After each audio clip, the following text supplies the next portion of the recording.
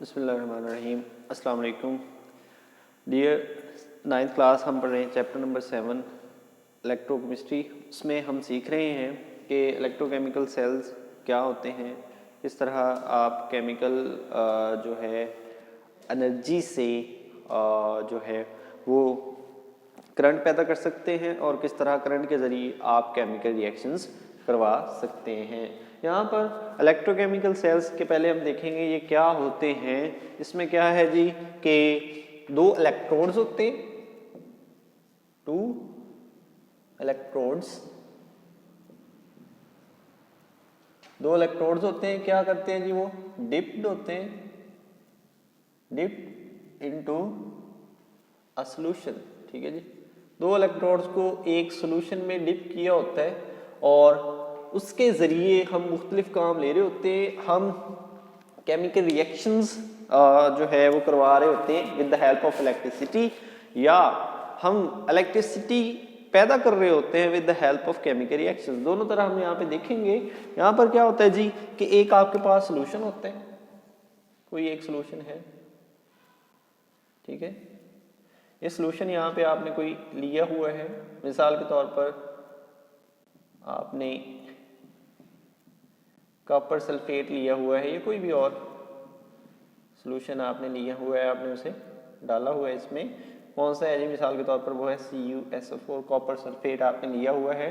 अब इसके अंदर जो है दो इलेक्ट्रोड्स को डिप किया होता है। ये वाले दो इलेक्ट्रोड्स हैं हमारे पास, ठीक है जी। और उन दोनों इलेक्ट्रोड्स को एक बैटरी के साथ जोड़ा होता है, ठीक है जी। ये वाले, तो ये वाले इलेक्ट्रोड्स हैं। एक अगर कैथोड है, ठीक है जी, एक होता है एनोड, इधर वाला एनोड होगा और साथ उसके क्या होती है बैटरी, इस तरह से जोड़ा होता है। ये इलेक्ट्रोड्स डिप किए होते हैं, नीचे सॉल्यूशन होता है, ठीक है जी, बैटरी साथ जोड़ी होती है। इसे कहते हैं इलेक्ट्रोकेमिकल सेल, इलेक्ट्रोकेमिकल सेल। अब अपने फंक्शन के लिहाज से ये दो तरह के होते हैं। एक वो होते हैं जो कि इलेक्ट्रिसिटी की मदद से केमिकल रिएक्शंस करवाएंगे, वो वाले इलेक्ट्रोलाइटिक सेल्स होते हैं, और जो केमिकल रिएक्शंस की मदद से इलेक्ट्रिसिटी पैदा करेंगे। इलेक्ट्रिसिटी से केमिकल रिएक्शन होना ये अलग बात है, केमिकल रिएक्शन से इलेक्ट्रिसिटी पैदा होना ये अलग बात है। तो इस लिहाज से इनको दो टाइप्स में रखा गया है। एक होंगे हमारे पास इलेक्ट्रोलाइटिक सेल्स, इलेक्ट्रोलाइटिक सेल्स, ठीक है जी, और दूसरे होंगे हमारे पास गैल्वानिक सेल्स, ठीक है जी। तो दो तरह के सेल्स हमारे पास होते हैं, इलेक्ट्रोलाइटिक और गैल्वानिक सेल्स। अब ये वाला जो इसमें सॉल्यूशन डिप किया हुआ है इसे कहते हैं इलेक्ट्रोलाइट। इसके बारे में हमने डिटेल से आज पढ़ना है कि इलेक्ट्रोलाइट क्या है, स्ट्रॉन्ग कौन सा होता है, वीक कौन सा होता है और नॉन इलेक्ट्रोलाइट कौन सा होता है। पहले हम देखते हैं इलेक्ट्रोलाइट क्या है। इलेक्ट्रोलाइट क्या है, पहले नंबर पर हम ये देखते हैं। इलेक्ट्रोलाइट कोई भी ऐसी चीज होती है जिसमें से करंट गुजर सके, करंट कंडक्ट करते हैं इन एक्वस सॉल्यूशन, ठीक है जी। अगर एक्वस सॉल्यूशन इनका बना लिया जाए तो इनमें से करंट गुजर सकता है, तो इन्हें कहते हैं इलेक्ट्रोलाइट्स। अब इलेक्ट्रोलाइट्स किस तरह के होते हैं जी, इस तरह के कॉपर सल्फेट। अगर कॉपर सल्फेट को आप पानी के अंदर हल करें, ठीक है जी, तो वो इलेक्ट्रोलाइट के तौर पर एक्ट करता है, आयंस में कन्वर्ट हो जाता है, करंट इसमें से गुजर सकता है। उसके बाद आगे बहस आती है हमारे पास कौन सी जी, कि इलेक्ट्रोलाइट स्ट्रॉन्ग कौन से हैं, वीक कौन से हैं, और कौन सी ऐसी चीजें हैं जो कि नॉन इलेक्ट्रोलाइट होती है, उनमें से करंट आप पास आउट नहीं करवा सकते। स्ट्रॉन्ग इलेक्ट्रोलाइट्स पहले हम देखते हैं। स्ट्रॉन्ग इलेक्ट्रोलाइट्स ये क्या होते हैं कि ये बहुत जल्दी, जैसे ही आपने करंट गुजारा है उस सॉल्यूशन में से, ये बहुत जल्दी आयनाइज हो जाते हैं, ठीक है जी। तो हम क्या कहेंगे, कंप्लीटली आयोनाइज। ठीक है जी, जब भी आप इनमें से करंट गुजारेंगे तो ये कंप्लीटली आयोनाइज हो जाएंगे। किस तरह के होते हैं ये? इस तरह के होते हैं जी, NaOH, सोडियम हाइड्रो ऑक्साइड। अगर इसमें से हम करंट गुजारें, पहले इसे पानी में हल करेंगे, ये भी शर्त है, एक्वस सोल्यूशन बनाएंगे इसका, पानी में हल किया, करंट पास आउट करेंगे तो ये आयंस में कन्वर्ट हो जाएगा इजीली। ठीक है जी, कंप्लीटली। तो ये स्ट्रॉन्ग इलेक्ट्रोलाइट है।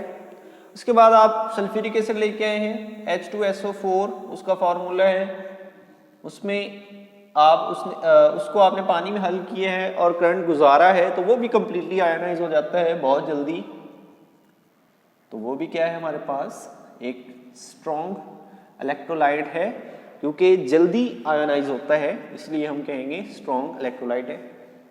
आगे आती है हमारे पास वीक इलेक्ट्रोलाइट्स की बारी। वीक इलेक्ट्रोलाइट्स ये किस तरह के होते हैं? ये ऐसे इलेक्ट्रोलाइट्स हैं कि अगर इनमें से करंट गुजारा जाए तो ये कंप्लीटली आयनाइज नहीं होते, पार्शली होते हैं, मतलब 2-4 आयंस बना देते हैं, बाकी नहीं बनाते। अगर इसके 1000 मॉलिक्यूल हैं तो हो सकता है ये 1000 के 1000 ही आयंस में कन्वर्ट हो जाए, इसके 1000 है तो 1000 के 1000 ही हो जाए। लेकिन वीक वाले में क्या होता है कि अगर 1000 मॉलिक्यूल्स हैं उस चीज़ के पानी के अंदर हल हुए हो सकता है उसमें से 100 या 200 जो है वो आयनाइज हो, बाकी जो 900 या 800 बचते हैं वो आयंस में कन्वर्ट ना हो, तो ये वाले वीक होते हैं। तो क्या कहेंगे हम, डू नॉट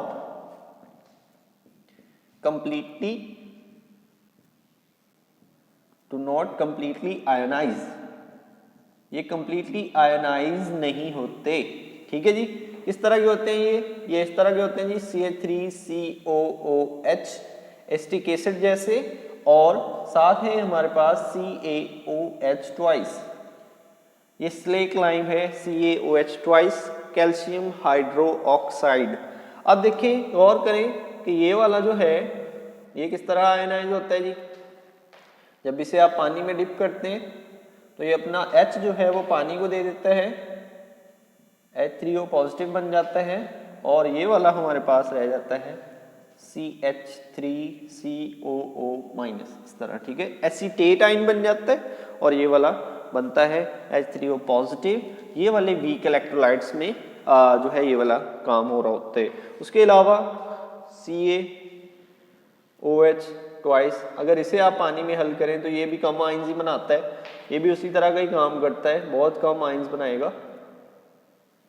कंप्लीटली आयनाइज नहीं होगा। जो बात मैं कह रहा हूँ आपको, आयनाइज होगा तो सही, लेकिन सारे के सारे मॉलिक्यूल्स नहीं होंगे। अगर 1000 मॉलिक्यूल्स हैं तो 100-200 इस तरह आयनाइज हो जाएंगे, बाकी सारे इसी हालत में मौजूद रहेंगे। तो ये वाले होते हैं हमारे पास वीक इलेक्ट्रोलाइट्स। और लास्ट पे आते हैं हमारे पास नॉन इलेक्ट्रोलाइट्स। नॉन इलेक्ट्रोलाइट्स, ठीक है जी, ये वाले नॉन इलेक्ट्रोलाइट्स। अब नॉन इलेक्ट्रोलाइट्स क्या होंगे? Do not ionise, do not ionise, ये आयोनाइज ही नहीं होते। यहां पर हमने कहा है कि वीक जो है कुछ 100-200 आयोनाइज हो जाते, लेकिन ये वाले आयोनाइज ही नहीं होते। 1000 मॉलिक्यूल है, 1000 के 1000 ही रहेंगे, आप जितना मर्जी करंट उसमें से पास आउट करवाते रहें, उनमें से कोई भी एक भी आयोनाइज नहीं होगा।